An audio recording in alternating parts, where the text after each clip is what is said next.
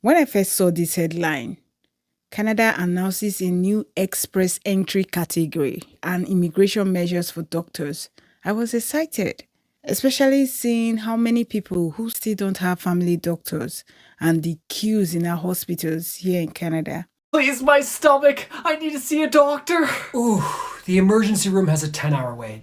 I already waited 2 hours. I need to see one now. I'm a doctor from Korea. I can help you. Excuse me, you're not certified in Canada.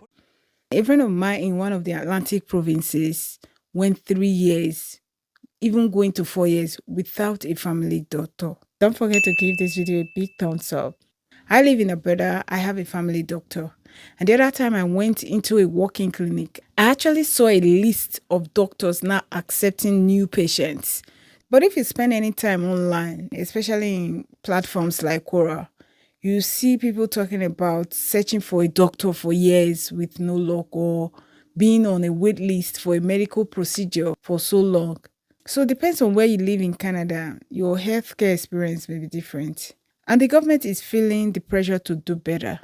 We are reserving 5,000 federal admission spaces for provinces and territories to nominate licensed doctors who hold job offers. We are launching a new express entry category specifically for international doctors with at least 1 year of Canadian work experience in the present years. Effective immediately, for provincially selected doctors, we are offering expedited processing of work permits, and I can tell you that's a big deal.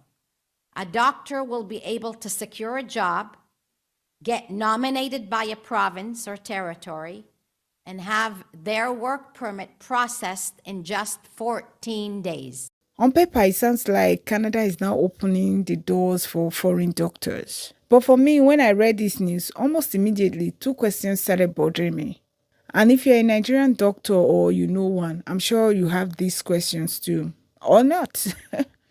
I am not a doctor or an immigration consultant, but I know many Nigerian doctors who are still trying to find their place in Canadian healthcare. So when I read these policies, I'm thinking about how it affects my people. Because for years, we all know how the almighty Canadian experience has restricted foreign-trained professionals. And now we're seeing these headlines that are saying Canada is now easing the almighty Canadian experience, especially for foreign-trained doctors. So to qualify under this new pathway, doctors need at least 12 months of full-time Canadian work experience in the last 3 years. And that's where I paused. Because if you watched my doctor to Uber driver video, you would understand how painful this Canadian experience has been to immigrant professionals. My first question was, how exactly are foreign-trained doctors supposed to get 1 full year of Canadian work experience when even doctors already on permanent residence are struggling to get licensed or employed? Where is the 1 year supposed to come from? And the second question was even more uncomfortable. How are some doctors on temporary visas working and gaining experience while those with permanent residence are driving Uber, doing survival job, or just staying at home? So I went looking for answers and I did a little research, and here's what I found. Provinces can hire foreign-trained doctors on temporary work permits and place them into supervised roles, often in rural or underserved areas. That supervision still requires a provincial license, just a limited or restricted one. So the doctor is not fully independent to practice by themselves because they don't have full license. They are going to be under someone else's supervision. Full independent license takes long to get. It's like this. The province say, we need doctors here. And then they create a supervised role. They hire the doctor into it. And that job gives the doctor the almighty Canadian experience. So the temporary visa doctor may be restricted, one employer, one location. But they're already inside the system, gaining the almighty Canadian experience. 2 videos ago, we talked about why some Nigerians abroad feel stuck on work permits. This is an example of that kind of situation. Just that in this case, because they are highly skilled, and their positions are in the shortage list, they may not undergo those kind of things that some petty employers will put their employees through because they know the employees are on work visa. These are highly skilled professionals. They are most likely going to be treated well. And with this new fast track PRO thing, level will soon change now. So they won't even be on the work permit for long. Meanwhile, a doctor who already has PRO might live in a major city. And on paper, they will look like they have more freedom.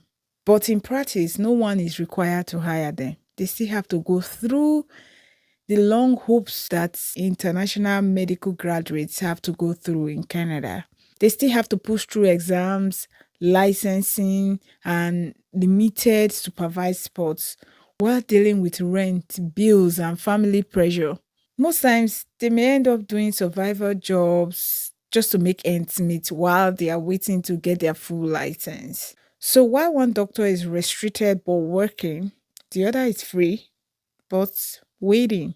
I also found out that PRO holding doctors can enter supervised roles. They just don't get there as fast as the temporary visa holders because the system moves quicker when a hospital is urgently hiring from abroad. So, is Canadian experience really easy?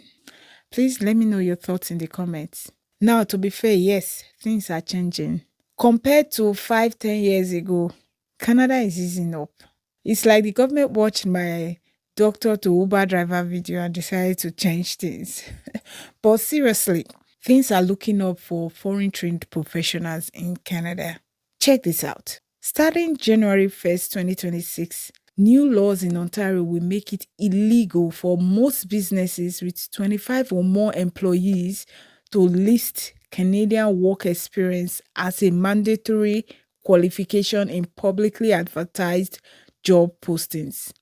And other provinces are beginning to move towards this direction of recognizing foreign experience. And now we have this special pathway for foreign doctors already working here.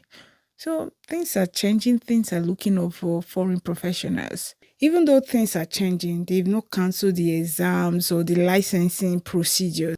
But there are slowly more ways to get a bit of that almighty Canadian experience, especially if you are open to do supervised roles as an international medical graduate or working where it's needed might be very rural. That's for the doctors. And I know this does not turn doctor to Uber driver into doctor to consultant overnight. No.